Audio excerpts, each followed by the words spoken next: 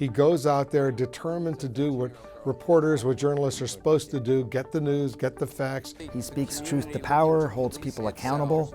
He has a powerful platform, and I think he's used it really responsibly. He's not just smart, he's wise. That's rare on television. He doesn't take himself too seriously, and he is an honest person. Especially in this day and age when it seems things are the opposite of conscientious and respectful.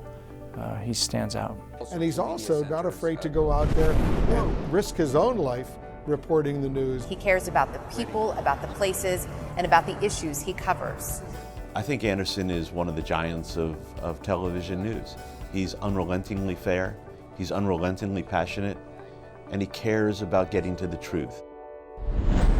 Good evening. We begin tonight with hundreds of extra police officers. Well, I think his evolution as a person and as a journalist on television for the last 20 plus years has been quite remarkable.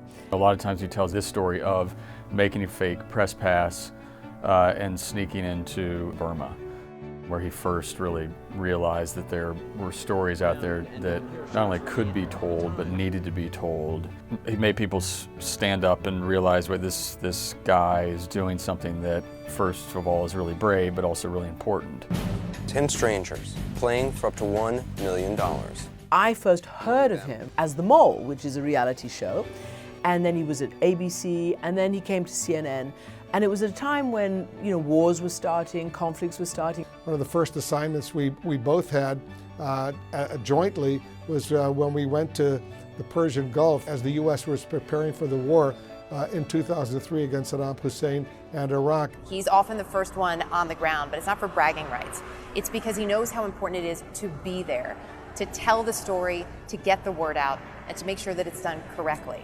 He knows it's a tough, angry, nasty world. He's not afraid to go to the front lines and report on it. And then I think that reached a real apogee, a real height with Hurricane Katrina, when Anderson made his indelible mark on the environment, essentially, on the body politic, on media, because his empathy and his anger about what was going on there and what was happening to these poor stranded civilians was palpable and was expressed at a time when it wasn't that cool for anchors or reporters to express that kind of feeling. It's a sickening sight, and it is just incredible to think that you're in the United States. I've never seen anything like this in the United States. And he held people accountable in that instance. And it stuck with him. That's kind of the emblematic, iconic moment that solidified him in this sort of pantheon of media heavyweights. Obviously, he's done daytime television, he's done primetime television, he's done broadcast television, he's done cable television, he does an evening news show, and he does New Year's Eve. And there are very few people with that range, and I think that's really his immense talent, is that he's got interest in many things and ability in almost everything. In war zones, in the middle of natural disasters, school shootings, you have someone who is going to treat people with respect. We think it's important that you hear their names. People who have lost so much already, who sometimes aren't sure that they want their stories to be told, will then sit down with Anderson. And not only will their stories be told, but respect will be paid. What he is incredibly authentic. And he talks like a real person, he asks the questions that we want to hear, and he gets the answers. Unlike anybody else, I think, really on television, is he's an incredible listener. We may go in with a set of questions that are pre-planned, but he actually listens to what the person says, and it becomes a conversation. He doesn't prejudge.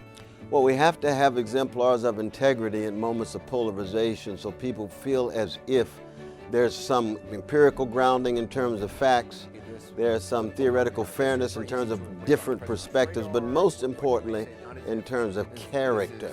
I think Anderson, above all else, really wants to make sure that he gets things right. I know that sounds maybe kind of obvious, but it's a standard that I think he has set for himself, certainly, and a standard that has transmitted through the rest of the network. On some streets, the devastation it's just catastrophic. We found ourselves in Haiti 12 hours after the earthquake, and then we ended up spending a month there. It was extremely powerful, his reporting. I think more than anything else sort of spoke to his ability and professionalism to be able to just sort of put his head down and tell a story in a way that nobody else can. I remember we were in Japan. It was after the tsunami and the subsequent Fukushima nuclear disaster, and we'd been there for a long time, and we had not slept, hardly at all. And I remember every morning we would sort of kind of joke around a little bit. You leaving today? Because I'm not. And we'd kind of constantly try and top each other because neither one of us actually wanted to leave that story. I was wounded on a mission to try to rescue a young Army guy, Bo Bergdahl is his name, and after he was released, there wasn't a whole lot of information about, the rescue missions that had gone on to try to get him back. And I felt like, people needed to know about it, and so in my mind it was very easy to kind of settle on Anderson. There was one question that I wasn't really comfortable answering, and I thought maybe it would be, a problem, but I answered the question with, I don't really want to be the pinball between, the either end of the binary culture it seems like we're in right now. And he said, yeah, I totally get it, cable news, there's a lot of shouting. He gives me a little bit of faith and hope in a part of our culture, an American culture, that is extremely important. It's part of the checks and balances. Keeping them honest has been one of his critically important trademarks. Anderson handles these presidential candidates, all candidates, politicians, extremely well because he goes in so well prepared, in the tradition of a Walter Cronkite, because so much is at stake. Above all else, Anderson wants his stories to have purpose. They're not just some sideshow, it's not just some circus, but at the end of the day, what kind of impact did I really have? I think that's a question he asks himself every single time. I think the thing that surprised me the most about Anderson is that he's actually really funny. I will say that he is the hardest working Vanderbilt I've ever met. I've always suspected that Anderson's career really took off when he followed in my tradition and put on the glasses. Who's more of a dreamboat? Would that be you or me? He puts them on, takes them off, puts them on, takes them off. Maybe with a few viewers out there, he looks smarter. It's not going to work. It's not just the gray hair. It's not just the voice of authority. It's not even that little giggle that he does sometimes in the middle of these segments.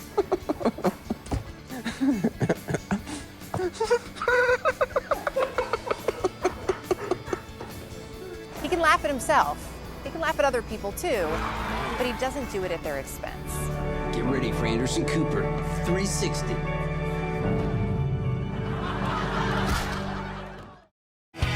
He believes in that Walter Cronkite tradition. He embodies it, that what he is doing is so critically important, especially at a time like this when there are so many out there who criticize those of us in the news media. The country is so tribal right now in terms of you have to take a stand and be on one side or the other. He doesn't do that. And though, the times have changed since Walter Cronkite was working to now, I do think the biggest parallel is that he wants to give, and he does give everyone a fair hearing. There are very few people on American television these days who symbolize and embody and embrace the values of what we as journalists do. And he always shows that in his compassion in dealing with people, those who wear a suit and those who have nothing on their back. And I think that's what makes Anderson Cooper one of the all-time greats. The young journalist must realize that like Walter Cronkite, like Anderson Cooper, that journalism is a call. It's not just a career. It's a vocation. It's not just a profession. It's a fundamental commitment to something bigger than each and every one of us. Anderson has said that Walter Cronkite inspired him at a young age. Anderson is doing that every single day for the next generation of journalists.